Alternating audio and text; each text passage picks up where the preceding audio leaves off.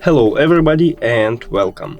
In this video I will show you how to pair your headphones Audeze Maxwell with your Android device.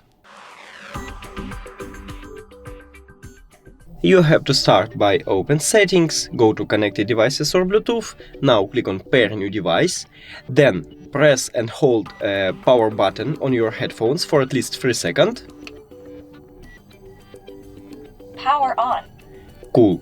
And now press 2 times on the power button to enter pairing mode. Pairing. And we can see our headphones, so just click on it.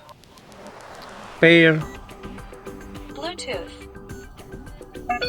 And we did it! Thank you for watching this video. If you found it helpful, please consider subscribing to channel and leave the like on the video. It's really important to us.